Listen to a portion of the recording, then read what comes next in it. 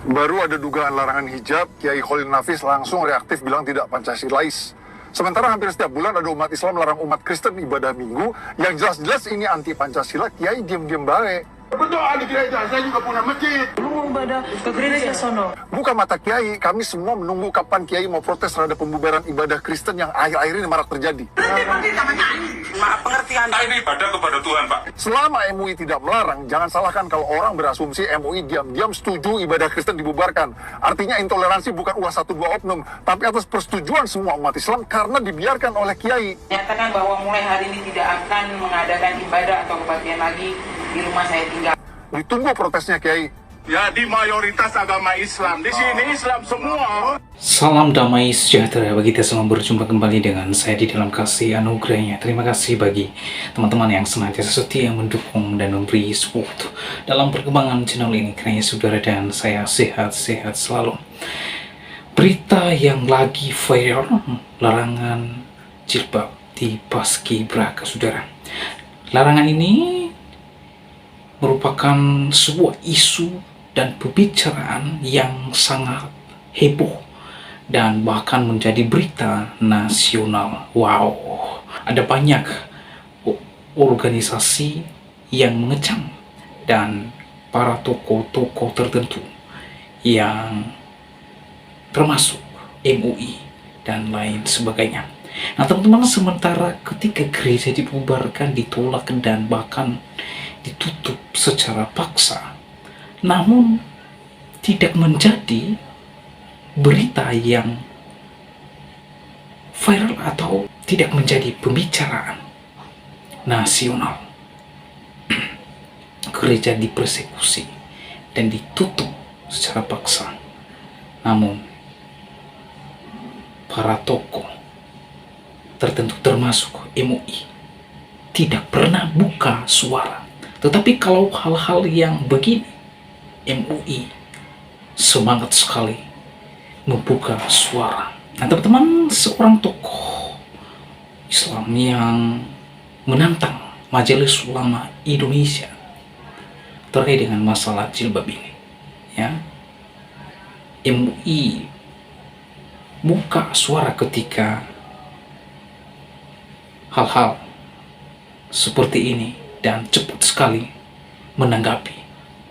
Sementara ketika gereja dibubarkan oleh oknum agama Islam, Majelis Ulama Indonesia tidak pernah buka suara, dan bahkan tokoh agama Islam ini mempertanyakan ketika gereja ditolak, dibubarkan, ditutup oleh oknum tertentu, di manakah MUI?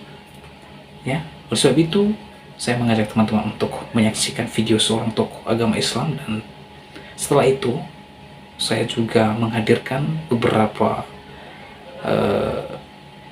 organisasi yang mengecam terkait dengan pelarangan jilbab Paskibraka. Ini dia videonya yang berikut ini. Baru ada dugaan larangan hijab, Kiai Khalil Nafis langsung reaktif bilang tidak Pancasilais. Sementara hampir setiap bulan ada umat Islam melarang umat Kristen ibadah minggu, yang jelas-jelas ini anti Pancasila, Kiai diam-diam baik. Berdoa di gereja, saya juga punya masjid. Lu mau ibadah ke gereja sono. Buka mata Kiai, kami semua menunggu kapan Kiai mau protes terhadap pembubaran ibadah Kristen yang akhir-akhir ini marak terjadi. Maaf pengertian. Ini ibadah kepada Tuhan, Pak. Selama MUI tidak melarang, jangan salahkan kalau orang berasumsi MUI diam-diam setuju ibadah Kristen dibubarkan. Artinya intoleransi bukan ulah 1-2 oknum, tapi atas persetujuan semua umat Islam karena dibiarkan oleh Kiai. Nyatakan bahwa mulai hari ini tidak akan mengadakan ibadah atau kebaktian lagi di rumah saya tinggal. Ditunggu protesnya Kiai. Ya, di mayoritas agama Islam. Di sini Islam semua.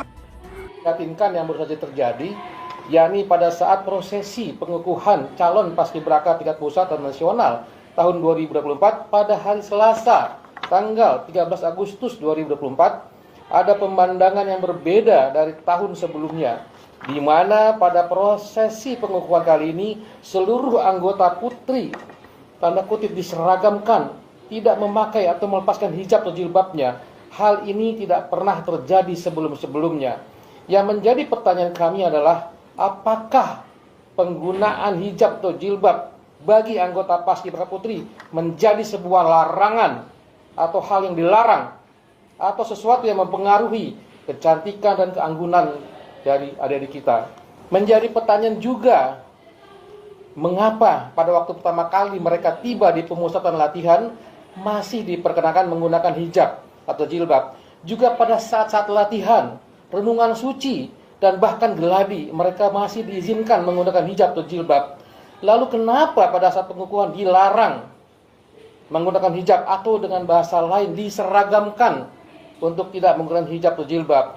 Bukankah hal ini menciderai kebinekaan itu sendiri? Lalu di mana letak pengamalan nilai-nilai luhur Pancasila, khususnya ketuhanan yang Maha Esa? Tentunya yang bisa menjawab ini adalah Badan Pembinaan Ideologi Pancasila atau BPIP sebagai pengelola dan penanggung jawab program Paskibraka. Kami atas nama seluruh anggota Purna Paskibraka Indonesia dimanapun berada prihatin dan menolak tegas kebijakan atau mungkin ada tekanan terhadap adik-adik kami anggota Paskibraka tingkat pusat atau nasional tahun 2024. Putri yakin dan percaya Yang Mulia Presiden Republik Indonesia Bapak Insinyur Haji Widodo dan Presiden Republik Indonesia ke-8 yang terpilih Bapak Haji Prabowo Subianto sepakat bahwa tidak ada larangan dan keputusan-keputusannya yang bertentangan dengan nilai-nilai luhur Pancasila.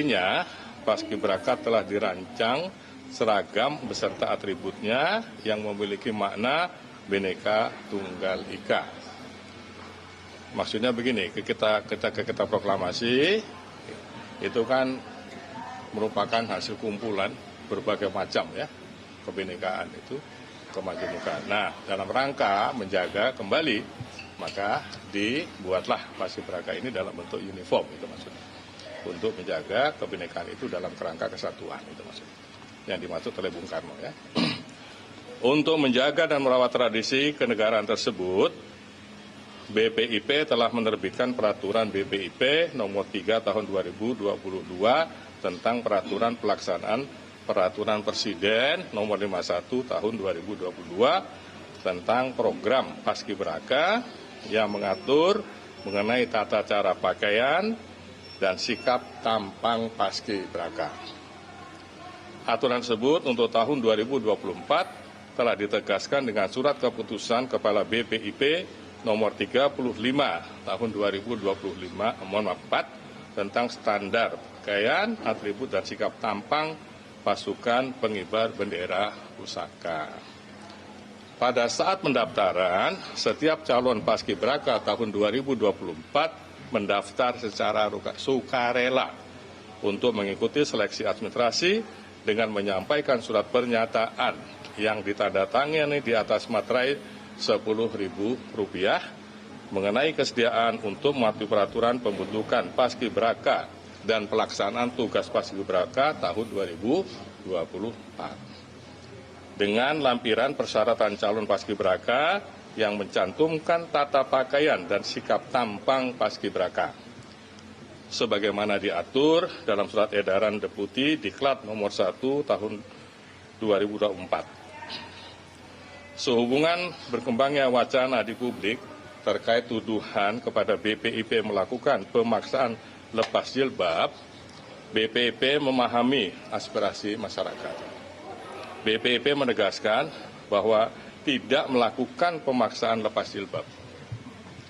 Penampilan Paskibraka Putri dengan mengenakan pakaian, atribut, dan sikap tampang sebagaimana terlihat pada saat pelaksanaan tugas kenegaraan, yaitu pengukuhan Paskibraka, adalah kesukarelaan mereka dalam rangka mematuhi peraturan yang ada dan hanya dilakukan pada saat pengukuhan Paskibraka dan pengibaran Sang Merah Putih pada upacara kenegaraan saja. Di luar acara pengukuhan Paskibraka dan pengibaran Sang Merah Putih pada upacara kenegaraan, Paskibraka Putri memiliki kebebasan penggunaan jilbab dan BPIP menghormati hak kebebasan penggunaan jilbab tersebut. BPIP senantiasa patuh dan taat pada konstitusi. Ya, terima kasih saya kira dari kami. ya. Kemudian, apakah ada sanksi Pak jika Paskibraka Putih tidak mengikuti aturan itu Pak? Ya nanti kami untuk sementara kami sampaikan dulu informasi ini, ya nanti baru kami anukan lagi, ya. Apakah sebelumnya pernah menyarankan untuk kayak mungkin dibuka dulu jilbabnya untuk Paskibraka? Ini kan ada peraturannya. Ini mohon maaf, ini ada yang harus saya sampaikan, lupa saya malah tadi.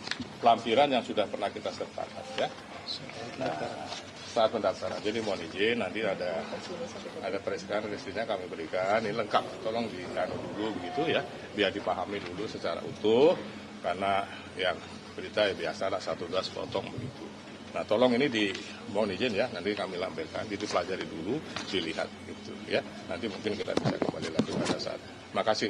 Ya. Jadi kan pada saat pengukuhan tahun-tahun sebelumnya selama di Pegang PDIP sudah di tahun ini, kalau 2 tahun yang lalu dan setahun yang lalu ini pada saat pengukuhan masih pakai hijab. Iya, nanti kami anukan aja selanjutnya yang itu ya. Ini kita fokus ini aja dulu. Nah teman-teman, itulah dia berita yang sangat lagi viral dan bahkan termasuk isu berita nasional.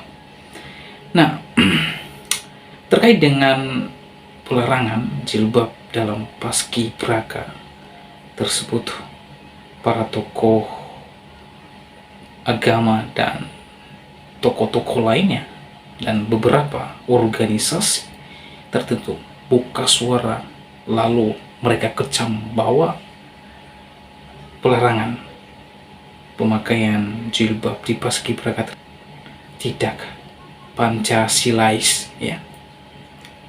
Menurut mereka bahwa pelarangan atau meniadakan jilbab di dalam Paskibraka itu adalah suatu bentuk yang tidak Pancasilais.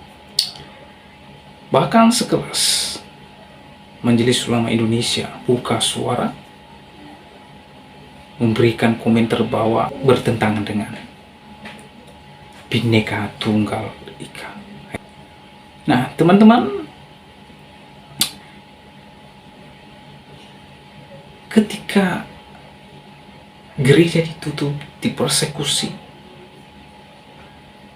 ditolak, bahkan ada gereja-gereja yang dibakar, bertahun-tahun kasus ini, para tokoh-tokoh tertentu, termasuk organisasi-organisasi tertentu, tidak buka suara dan tidak mengecam hal ini, ya, tidak mengecam hal ini, bahkan tidak pernah masuk di dalam pembicaraan nasional. Yang ada adalah hanya himbauan dan demi himbauan saja.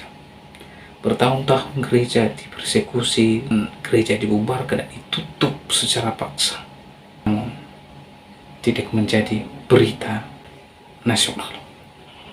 Saya melihat hanya gara-gara ya pelarangan jilbab ini, semuanya heboh, seluruh Indonesia, ya, seluruh Indonesia, dan semuanya para tokoh tertentu buka suara dan mengecam kebijakan itu bahwa tidak benar,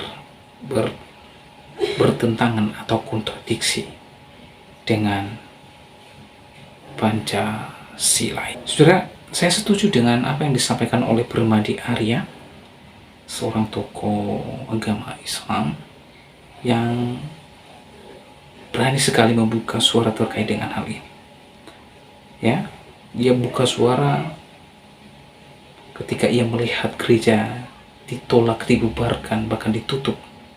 Para pemuka agama dan tokoh-tokoh tertentu, mereka memilih diam dan diam seribu bahasa tanpa ada komentar. Tetapi ketika hal-hal seperti ini, mereka langsung buka suara dan heboh, bahkan masuk berita, menjadi pembicaraan yang lagi viral dan menjadi berita nasional. Tapi ketika gereja ditutup, gereja ditolak, mereka diam seribu bahasa. Dan saya sangat respect terhadap tokoh ini, karena beliau ini ketika gereja ditolak, ditutup, dan bahkan dibubarkan, dialah seorang yang senantiasa selalu bersuara, ya, Oleh karenanya demikianlah video saya kali ini. Sampai bertemu di video saya selanjutnya. Tuhan Yesus memberkati kita semua. Shalom.